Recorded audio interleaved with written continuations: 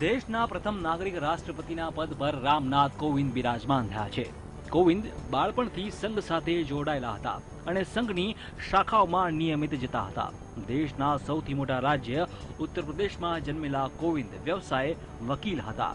તેઓ હાઈકોર્ટ અને સુપ્રીમ કોર્ટમાં વકીલાતની પ્રેક્ટિસ કરી ચૂક્યા છે. કોવિંદે યુપીએસસીની પરીક્ષા પણ પાસ કરી હતી અને આઈએએસનો કેડર મેળવ્યો હતો, પરંતુ તેમણે તે નોકરી સ્વીકારી નહોતી. સંઘ સાથેનો લગાવ તેમને ધીરે ધીરે ભાજપમાં ખેંચી લાવ્યો. છેલ્લે બિહારના રાજ્યપાલ રહ્યા, ત્યારબાદ એનડીએના રાષ્ટ્રપતિ પદના ઉમેદવાર બન્યા અને યુપીએના મીરા કુમાર સામે મોટા માર્જિનથી જીત મેળવીને દેશના 14મા રાષ્ટ્રપતિ બન્યા. કોવિંદના નામને ભાજપ દ્વારા દલિતોની સાથે જોડવાનો પ્રયાસ થયો હતો, પરંતુ કેટલાક લોકોનું માનવું છે કે કોવિંદને આરએસએસ સાથે જોડાયેલા હોવાનું ફળ મળ્યું. દેશના બીજા સર્વોચ્ચ પદ પૈકીના ઉપરાષ્ટ્રપતિ પદ પર વેંકૈયા નાયડુ બિરાજમાન થયા છે. ઉપરાષ્ટ્રપતિ રાજ્યસભાના ચેરમેન પણ કહેવાય છે, તેથી નાયડુ હવે રાજ્યસભાનું સંચાલન કરશે. નાયડુના બાળપણની વાત કરીએ તો ખૂબ જ સંઘર્ષ અને ગરીબી વચ્ચે તેઓ ઉછરેલા છે. ખેડૂત પરિવારમાં જન્મેલા નાયડુ પાસે ભણવાના પુસ્તકો પણ નહોતા.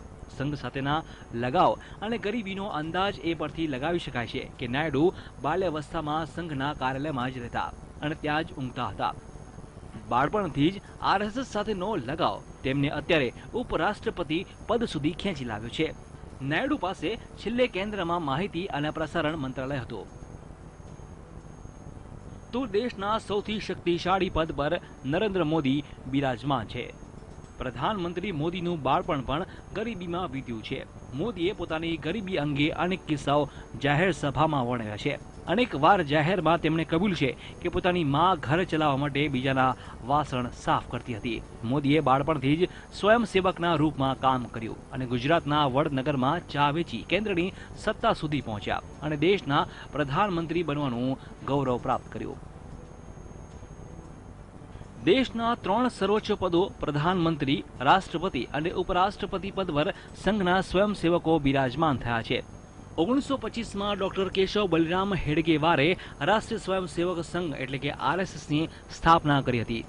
પ્રારંભમાં માત્ર મહારાષ્ટ્રના નાગપુરથી શરૂઆત થઈ અને આજે સમગ્ર દેશમાં સંઘ વટવૃક્ષ બનીને વિકસ્યો છે. તો દેશ રાજ્યના મહત્વના પદ આજે સંઘ સાથે જોડાયેલા વ્યક્તિઓ આજે સંભાળી રહ્યા છે. Rajan Modi, bureau report, VTV news.